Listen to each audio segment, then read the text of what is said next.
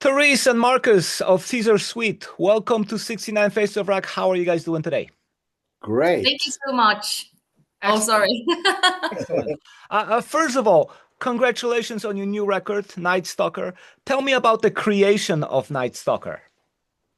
Well, we felt like it was time to make a new album, and we haven't done so much things in about a couple of years, like 5 years, because of the pandemic and because of, yeah, I don't know really. Our families have grown, so we felt like it was time to create something really good. So we pulled out some unfinished material, and so a few of the songs we have been working on for a really long time. And then we made the record, and then we sent it away to High Roller Records, who also loved it. And yeah, that's about the story. Sounds good. Yeah. What aspects of your musical journey did you want to explore on this new album? Well, What do you say, Marcus? it's hard to say, but always when we're creative and make new songs, we always try to do better than we did last time, and that's always a hard part to manage. But I think we did pretty well on this creation of the album. And so, like Therese said, we've been working on some of the songs. We've been working for years with, and we thought maybe we thought they weren't that good, so we put them away, and we picked them up again. And it's like when you've been working on something, you get bored. Because you can't find the right way to go with the song, and so then when you pick it up again, it's like, oh, I know exactly how this is going to end, and so there are a number of bands that came up with some really great records during pandemic only because they were not able to tour, so they had more time to spend on writing. Do you think that's the case with Night Stalker? Yeah, definitely.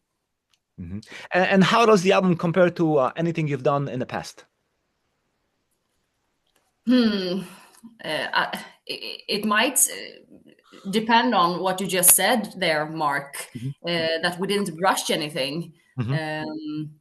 We took the time to really work on each and every song.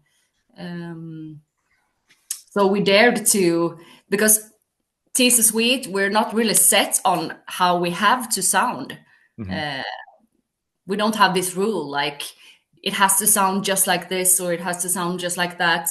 So all the songs in the album are different, but you can still tell that it's Caesar Suite when you're listening to it.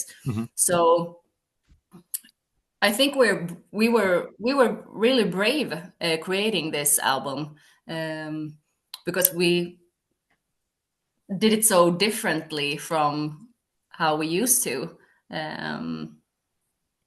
Or what do you say, Marcus? Oh, yeah, but and like we always said, that we don't have to fit into some sort of Category.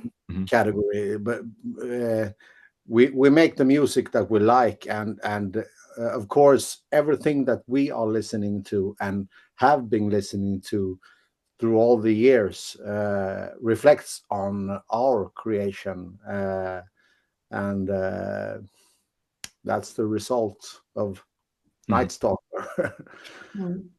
Do you think that's going to become like a new habit, this way of writing that kind of started because of the pandemic? All of a sudden, maybe that's a good recipe after all. Yeah, also don't rush it. You have to feel the right feeling in every song. We were very we took very much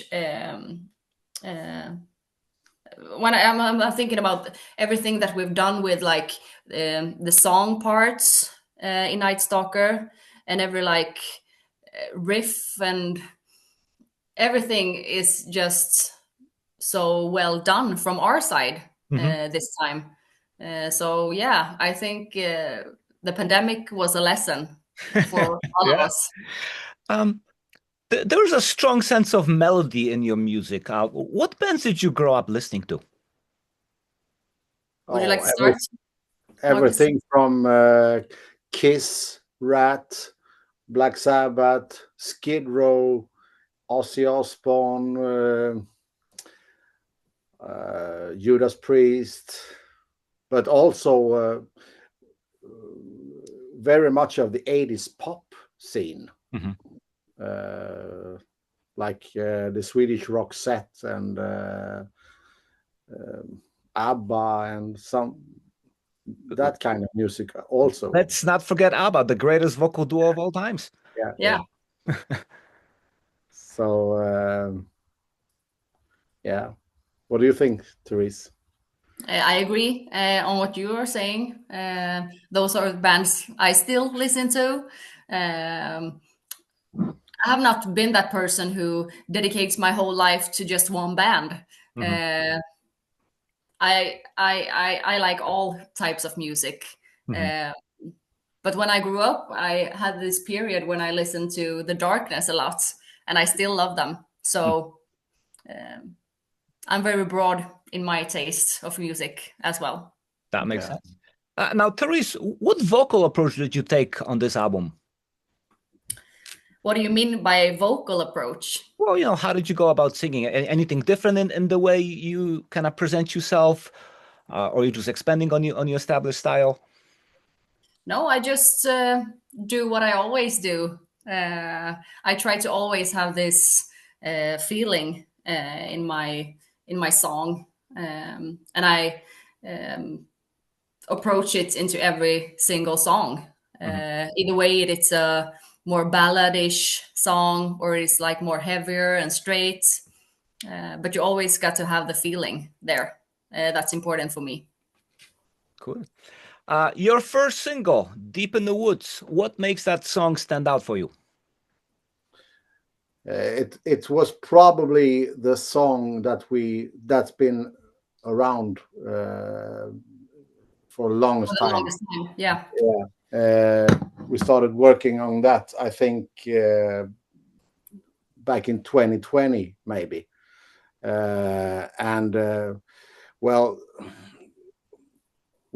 I had an idea for making a video to that song. So that was probably the reason why we did release it first as a single, because we had the video idea for it. So and it's a good song, one of the best on the album, I think. Absolutely. Yeah, and it was the first song that we all agreed on that this one is a keeper, right, Yeah. Marcus? Yeah. The agreement always helps. What other songs from the new album do you feel strongly about? I feel strongly about Living in Sin. I think that's a good one because it starts slow and then it kind of builds up and gets more heavier. And then I'm into Blue Sky, a song that many who have listened to it really likes too. What about you, Marcus? Oh, I like every song, but when I put on the album and Night Stalker begins, that's when I had to open up a beer. That's a good sign. I love the beginning of that song. It's so classic and well, you can hear what stands on your T-shirt there in the beginning. Yeah. Now, is it the reason why you chose it as a title for the album? It's a good title. and it was probably the last song we wrote for the album. So we didn't really know what we would call the album, but then this song was made, and well, I thought it was a good name for the album. Mhm. And it's and I love that song, and also Living in Sin, and Killer Machine, and Blue Sky, and yeah, I like them all. So good stuff. Can you also explain the cover, since it kind of relates to the title song? Yeah, the cover is actually at first we thought it were a bat, but it's actually not a bat. It's a flying dog. Care to explain that? We made this album called Monster Mhm. a few years ago, and on that one there is a bat. No, it's and the we- same. It's the same. It's It's the the same. same. It's the same bat. Or flying dog, Yeah, it's a flying dog. as it actually is. But all the songs on the Monster album, and the songs on Night Stalker is like the same theme about mystery and also love, but it has this mystery theme. Sometimes it's scary, sometimes it's like, yeah, in Night Stalker, horror and Deep in the Woods as well. So we wanted something that was, yeah, creepy but cool. Yeah, well, in a way, I think you got a mascot out of it. I mean, Iron Maiden has Eddie, Teaser Sweet Yeah. has Flying Dog. Yeah. Yeah, but it's the guy who designs our cover came up with that flying dog. And It's an awesome design. I love it. and so we discussed it in the band, Eddie, and with Iron Maiden, and that. So we thought, well, maybe we should have the flying dog on this record as well. Yeah. On the first on Monster record, he I think he's standing but on this Night Stalker cover, he flies away. So yeah. We haven't got a name for him yet. No. That could be a contest, actually. Yeah. Ooh, great one, Mark. There you go. So, Do you have a suggestion? I'm kind of caught off guard here, but as we talk, my mind will who knows? By the end, I might come up with something. How about Yeah. Wilbur? Wilbur. Wilbur the Flying Dog. Yeah. So Night Stalker is your fourth album, right? How popular is the band in Sweden and Europe at this point? At this point, we don't know. But we're hoping to get more popular, right, Marcus? Yeah. It's hard to say. As we've been an independent band since we started, and now we're with High Roller. Of course, it opens up a new world for us. Someone wrote a message, "Tisa Sweet, where have you been all my life?" And we've been here in Sweden making music for 10 years. But it's so hard to reach out. There are so many good bands, and it's hard to make it on your own. Yeah.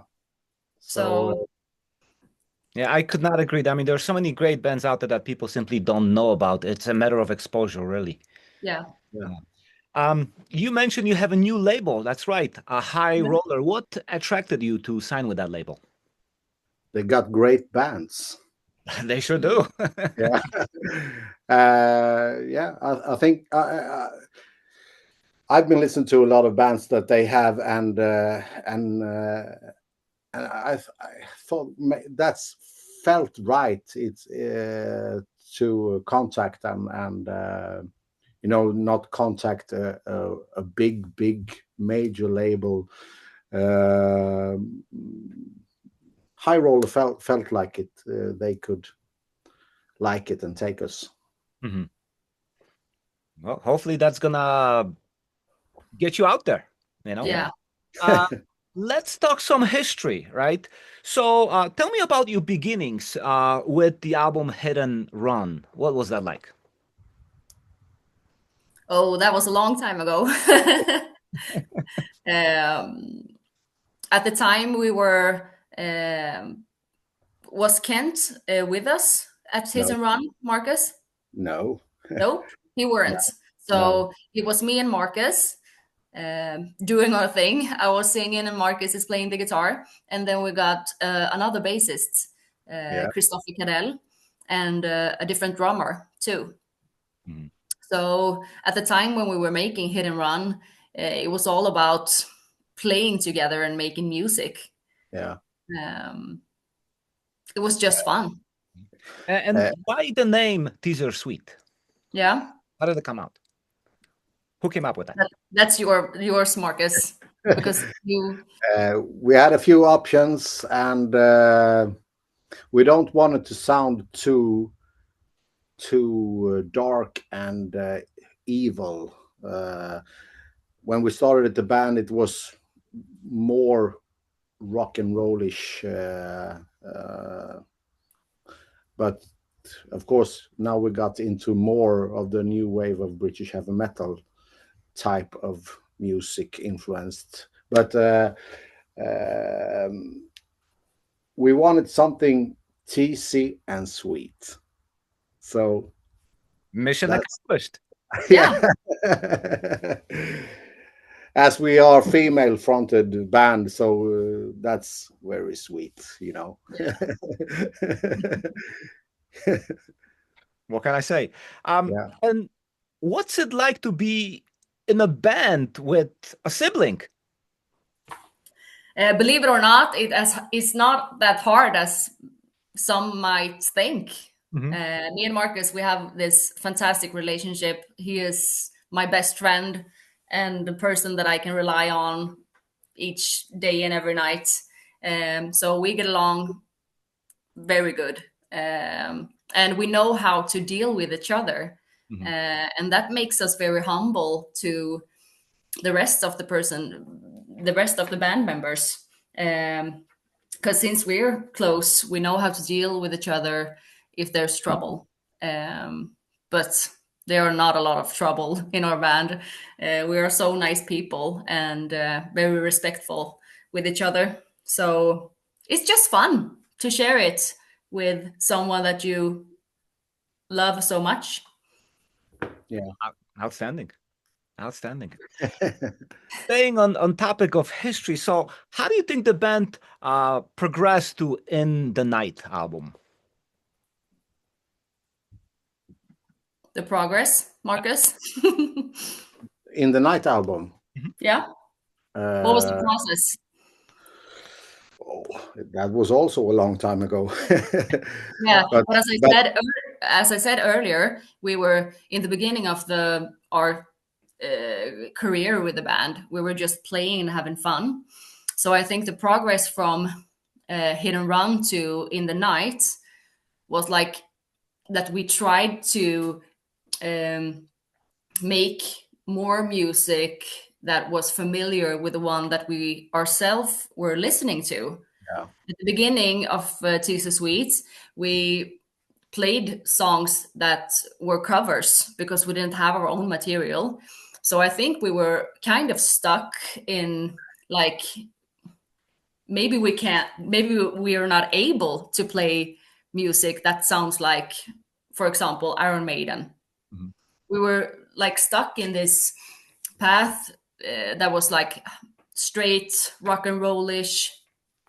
So I think the progress from Hit and Run to In the Night is like we became more of what we wanted to sound like. Yeah, absolutely. We were advancing the melodies and the songs, and yeah. Or what do you say, Marcus? Yeah, it's a little more heavier than the first album.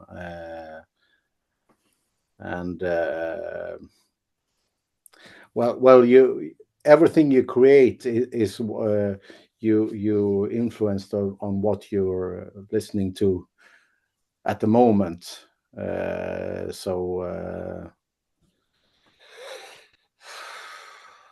It's a hard question, you know. You make riffs and you make songs, and you develop in your yeah, own musician. So yeah.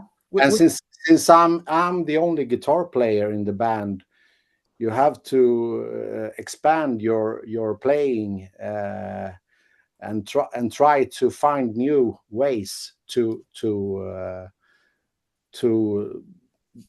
get the whole band to sound bigger and sound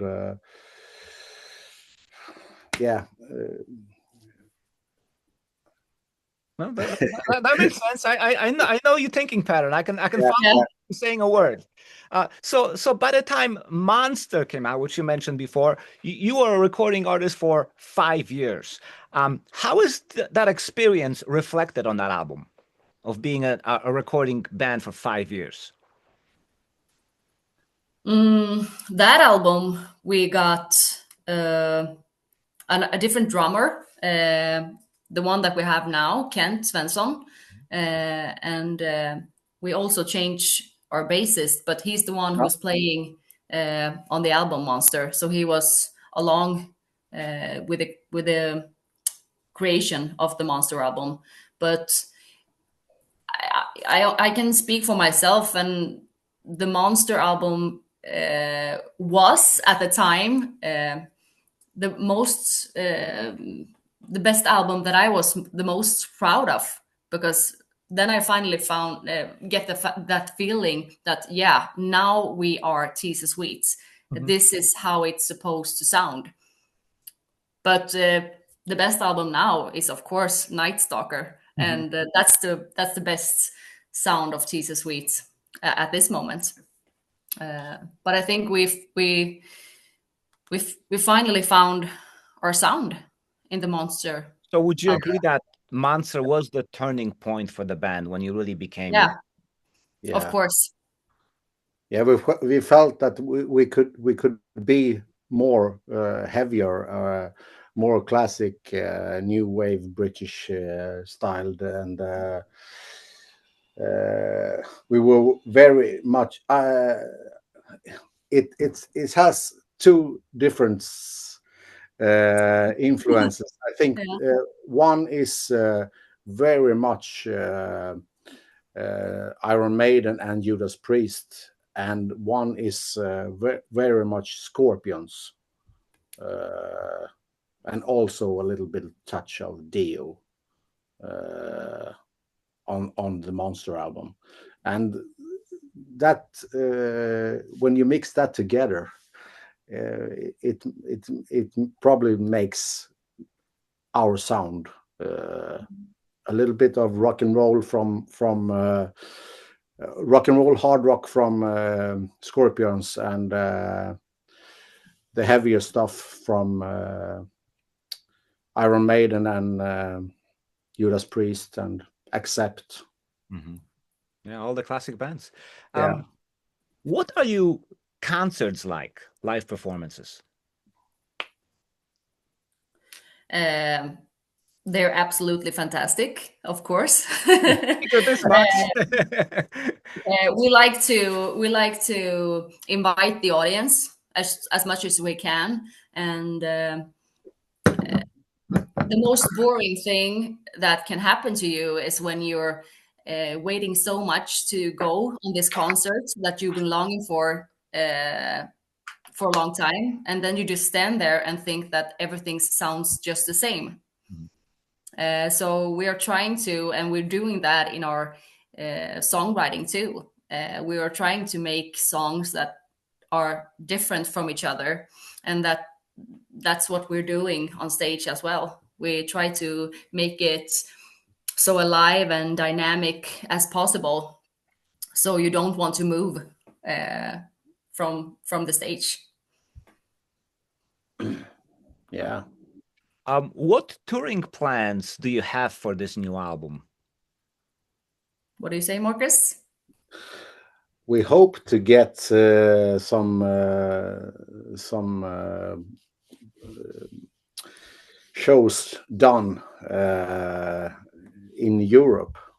We haven't never played outside of Sweden, and as today we have 2 gigs booked that we know, but we've been trying to get some connections in Europe, and we're trying to get some connections here in Sweden as well, and we hope that we can go and play some gigs around the world. Now I'm here in Chicago. Any chance of that ever happen? Do you know someone who can book us? I know plenty of people, but I think the big problem is all the visas and all of the complications that are beyond people's reach. Yeah. But we're like waiting for someone to get in touch, and hopefully we will see the world, and the world will see us. But there are festivals, for special appearances, and I'm hoping that maybe that could be a chance. Yeah. When you do play shows or tours for this new album, how many new songs do you expect to be included? I counted today how many songs there were from the new album. I think it's 6 on the set list that we're playing next weekend. Is our first show after releasing the album, and I think it's 6 songs out of 9 that are from the new album. Then that speaks volumes about the new album. Yeah.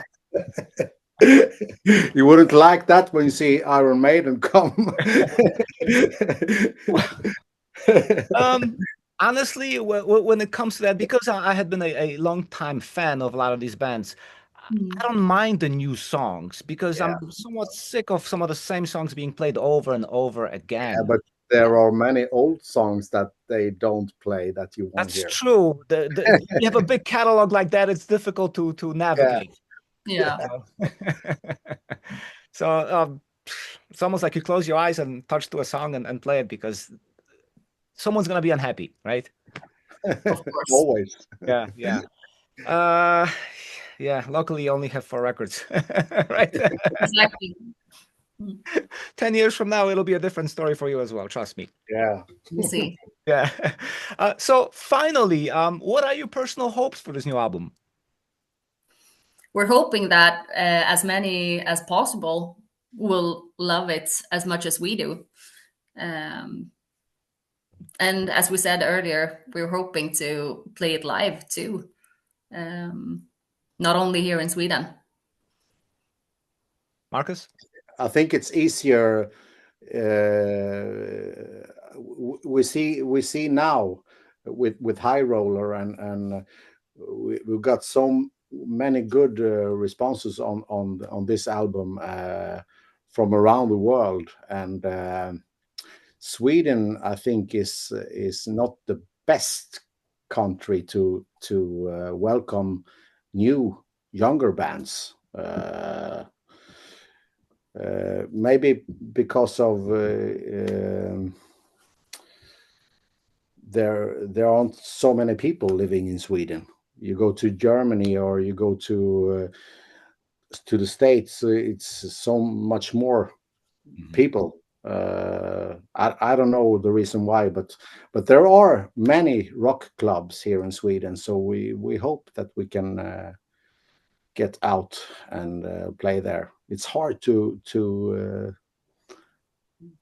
explode. Trying to break in a new band is not easy, I think, in any geographical location these days. You have to have a real good song that blows everybody's minds, that gets stuck. Sometimes it's a matter of luck. Sometimes it's being at the right time at the right place.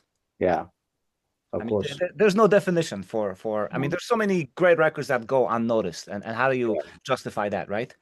Yeah. Yeah. Anyways, Therese and Marcus, you guys have been wonderful. Thank you so much for taking the time, and good luck with the new album. Thank Thank you. you so much, Mark. Thank you, Mark. Thank you.